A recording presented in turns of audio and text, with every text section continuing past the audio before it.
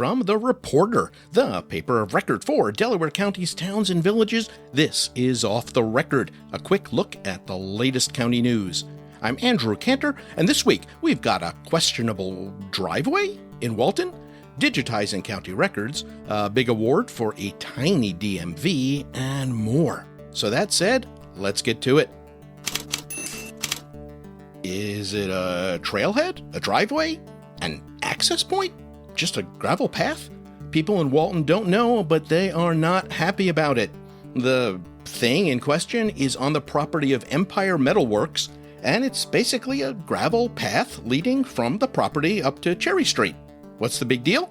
Well, seems that Empire kinda just did it without getting a building permit, and making the path driveway thing meant blocking a drainage ditch, so people were questioning that.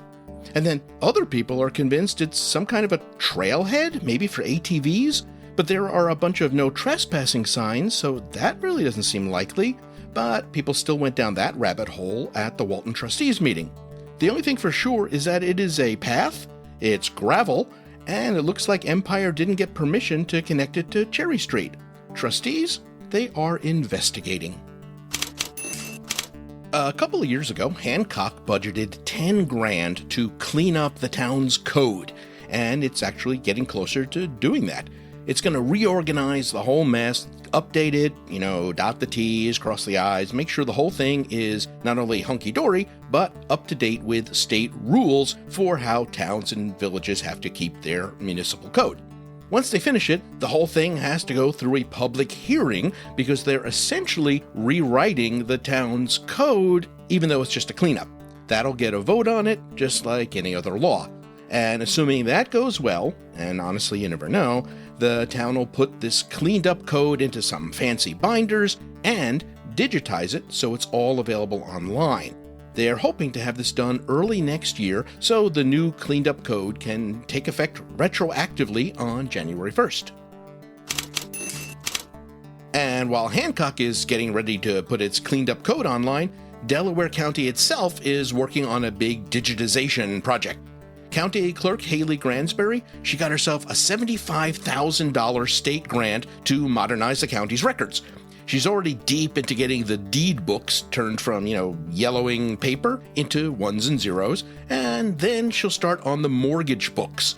The grant she got should cover about half of that process, so she's hoping to score another grant next year. Oh, and then there's the historical stuff, like naturalization records from back to the 1700s that she's hoping to preserve. And wouldn't it be funny if it turned out that someone's ancestor wasn't a legal immigrant? A recent poll asked Delaware County residents, will Sidney be getting an Aldi? 96% of people said no, 3% had no opinion, and 1% said, sir, you're bothering the other patients. Ooh, it's that time of year, time when towns and villages have to pass a resolution allowing them to raise property taxes more than 2%. That's the state cap. The resolution itself isn't a big deal. A lot of them do it every year. But every year, they also have to explain that it doesn't mean they're going to jack up taxes, it's just a legal formality in case they have to raise them by more than 2%. Hamden just started the process. The council there voted to schedule a public hearing on the tax cap resolution for October 1st. So that means you only have a few weeks to get onto Facebook and see if you can stir things up a bit. Hancock's going to be issuing a $3 million bond to make some important upgrades in the Fish's Eddy Water District. We mean like new wells, a water treatment plant, a modern storage tank, upgraded pipes, that sort of thing. The owners of the 51 properties it affects won't have to pay that full $3 million though. Having the bond means the town can get state and federal aid, and that even includes money from the Biden-era infrastructure law. Whatever the town can't get covered, that will be paid by special assessments on those 51 properties. The question is, when those higher bills come through, will the property owners remember why? Now, I said the town's going to be issuing the bond, but residents have until about September 23rd to petition for a public vote on the whole thing, so I should have said they will probably be issuing the bond. That means Fish's Eddy will probably be getting a big upgrade to its water system.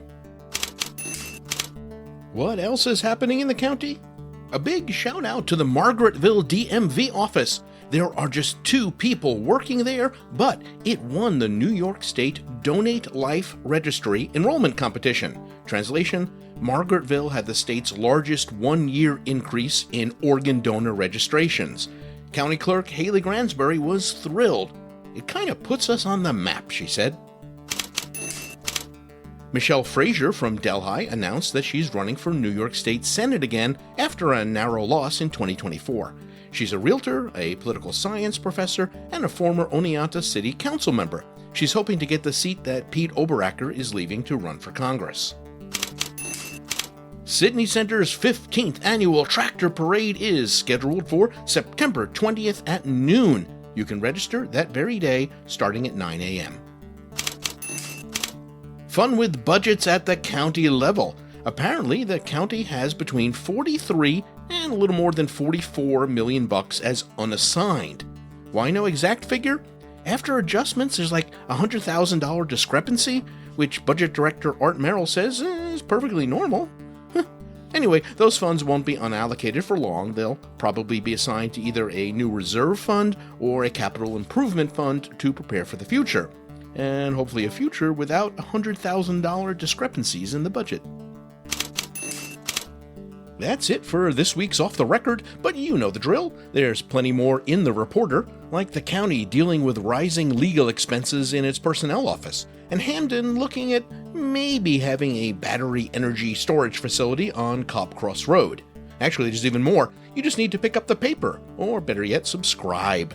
Head over to the-reporter.net. It's your hometown paper, and a lot better than Facebook for getting the news. Until next week, I'm Andrew Kantor. Thanks for being here.